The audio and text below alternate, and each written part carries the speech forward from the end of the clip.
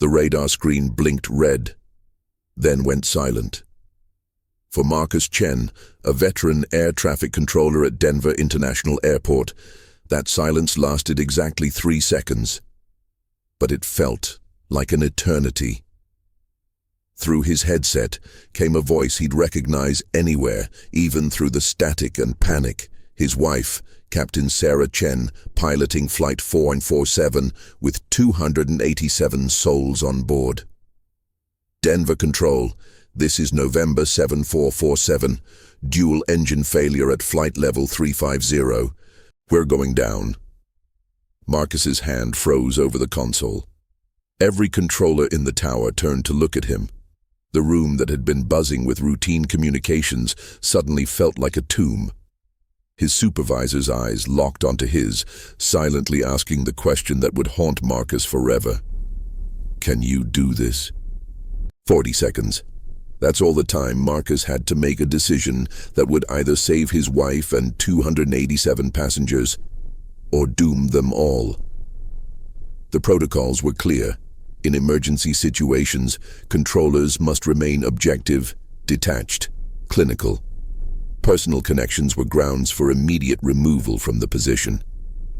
But Marcus knew something no one else in that tower knew. Sarah had recently recovered from a shoulder injury that had kept her grounded for 6 months. She'd fought tooth and nail to get back in the cockpit. Now, with both engines dead and the aircraft dropping 2,000 feet per minute over the Rocky Mountains, Marcus faced an impossible choice. Step away and let another controller handle his wife's emergency, following protocol but abandoning her when she needed his expertise most. Or stay at the mic and risk letting his emotions cloud the split-second judgments that could mean the difference between 287 people going home or 287 families planning funerals. What Marcus did in those next 40 seconds would be replayed in aviation training centers around the world. His words would be analyzed, questioned, and ultimately celebrated. But in that moment, as his colleagues held their breath and his wife's aircraft plummeted toward the mountains at 180 miles per hour, Marcus Chen wasn't thinking about protocols or procedures. He was thinking about the morning Sarah had kissed him goodbye, promising to be home for their daughter's 10th birthday that evening. He pressed the button, and when he spoke, his voice was steady, impossibly, miraculously steady. Marcus had been controlling aircraft for 17 years. 17 years of guiding metal giants weighing hundreds of tons through invisible highways in the sky. 17 years of calculated decisions, precise instructions, and unwavering composure. But nothing. Not the near miss over Chicago in 2019, not the blizzard emergencies, not even the simulation training for worst-case scenarios had prepared him for hearing his wife's voice crack with fear at 35,000 feet. Sarah Chen wasn't just any pilot. She was one of the youngest women to ever captain a Boeing 777, with over 8,000 flight hours and a spotless safety record. She'd flown through typhoons in Southeast Asia, navigated instrument failures over the Atlantic, and once landed a plane with a blown tire so smoothly that passengers applauded. She was brilliant, fearless, and meticulous, which made the tremor in her voice all the more terrifying. If Sarah was scared, the situation was catastrophic. The tower fell into organized chaos. Controllers scrambled to clear airspace, reroute incoming traffic, and alert emergency services. Marcus's supervisor, Tom Reynolds, stepped beside him, hand hovering near the console, ready to take over. The FAA regulations were crystal clear. Controllers must recuse themselves from any situation involving family members. It wasn't just policy. It was survival doctrine, born from tragedies where emotion had overridden judgment. Tom's eyes asked the silent question, "Are you sure you can handle this?" Marcus looked at the radar screen, at the tiny blip representing Flight 447 dropping altitude fast, then back at Tom. He gave a single firm nod. If this story reminds you that love and professionalism can coexist in our darkest moments, consider subscribing to join our Kindness Pure family. because sometimes the most extraordinary acts of kindness happen when the stakes are impossibly high. Marcus's fingers moved across the console with mechanical precision, even as his heart threatened to explode from his chest. November 7447, confirm your position and rate of descent. His voice carried across the frequency with an authority that betrayed none of the terror coursing through his veins. Sarah's response came through fragmented, the aircraft's failing electrical systems cutting in and out. Denver. We're 15 miles southeast of your position, descending through flight level 280, approximately 2,400 feet per minute. Hydraulics failing. Marcus closed his eyes for half a second. A luxury he couldn't afford, but desperately needed. Behind his eyelids, he saw his daughter Emma's face that morning, begging her mom to bring her back a pilot pin from the cockpit. He saw Sarah ruffling Emma's hair, promising to be home by 6 o'clock for cake and presents. He saw 17 years of mornings, goodbyes, and the unspoken understanding between two people who lived their lives defying gravity. Him from the ground, her from the sky. Then he opened his eyes and became the controller his wife needed. Sarah. He caught himself, switching immediately to protocol. November 7447. Listen carefully. I'm vectoring you toward runway 34 right. Current winds are 270 at 15 knots. You have 18 minutes of glide time based on your current descent rate. I need you to attempt a restart on engine number 1. Around him, the tower had gone completely silent. Every controller, every supervisor, every trainee watched Marcus work. They knew what he was doing. He was giving Sarah not just instructions, but hope. Hope measured in minutes and miles. Hope calculated by a man who knew her capabilities better than anyone. Through the static came Sarah's voice, steadier now, drawing strength from the familiar timbre of her husband's instructions. Copy, Denver. Attempting restart on engine 1. Marcus pulled up weather data, terrain maps, and emergency landing sites simultaneously. His mind became a calculator, processing variables at superhuman speed. Distance to runway, 23 miles. Current altitude, 26,000 feet. Rate of descent, holding steady at 2,400 feet per minute. Time to impact, approximately 9 minutes. Probability of successful landing without engine power, less than 15%. But Marcus had spent 17 years turning impossible odds into safe landings. Today would be no different. It had to be no different. The tower erupted into controlled urgency. Controllers cleared every aircraft within 50 miles of Denver airspace. Fire trucks roared to life on the tarmac below, their crews preparing for the worst while praying for the best. News helicopters, initially scrambling to cover the emergency, were grounded by Tom's direct order. The last thing Marcus needed was more traffic to navigate. The runway lights blazed to life, even though it was mid-afternoon, creating a luminous pathway that Sarah would need to find through whatever chaos she was experiencing in that crippled cockpit. Engine 1 restart failed. Sarah's voice cut through the frequency, each word clipped and professional. But Marcus heard what others couldn't, the slight quickening of her breath, the micro-pause before failed that revealed her mounting fear. Engine 2 restart also negative. We're committed to a dead-stick landing.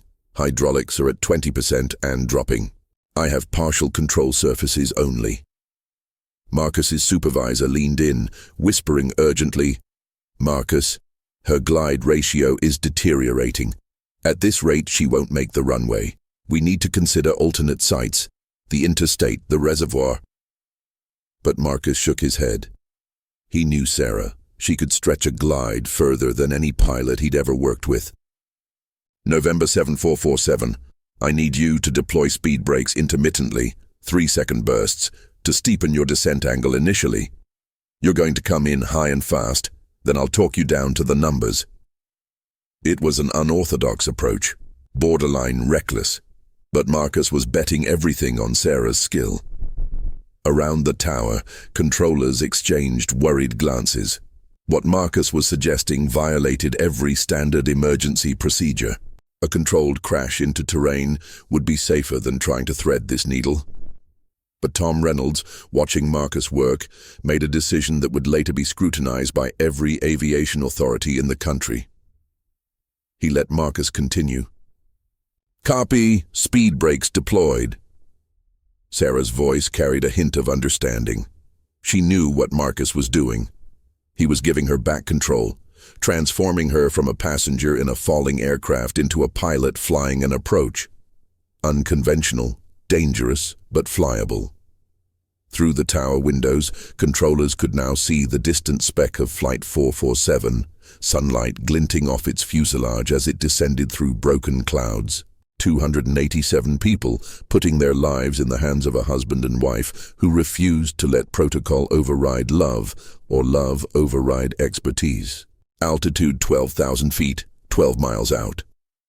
Sarah's updates came in steady intervals now, her voice transformed into the professional instrument Marcus had fallen in love with years ago during a chance meeting at an aviation conference. He remembered watching her debate emergency procedures with seasoned captains twice her age, holding her ground with data and logic. That same brilliant mind was now calculating angles, speeds, and distances while fighting a machine that was trying to kill her and everyone on board. Marcus's fingers danced across the keyboard, pulling up real-time wind data. November 7447, be advised, you're entering wind shear territory. Expect a 10-knot headwind shifting to a 5-knot tailwind at 3,000 feet. Compensate by maintaining a slightly higher approach speed. He was asking her to do something nearly impossible. Manage energy without engines, compensate for wind without reliable instruments, and land an aircraft that was barely responding to her inputs. But if anyone could do it, Sarah could. Around him, the tower held its collective breath.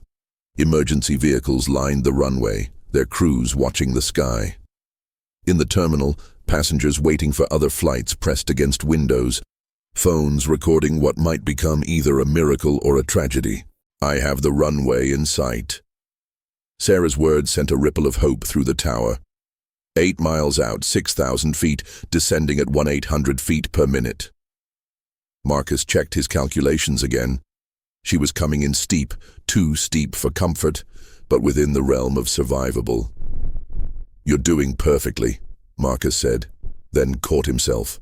Controllers don't use words like perfectly. They use on course or within parameters.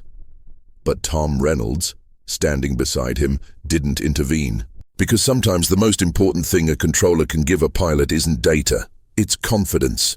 4 miles out, 3,000 feet. Sarah's voice was now barely a whisper, all her concentration focused on the impossible task before her.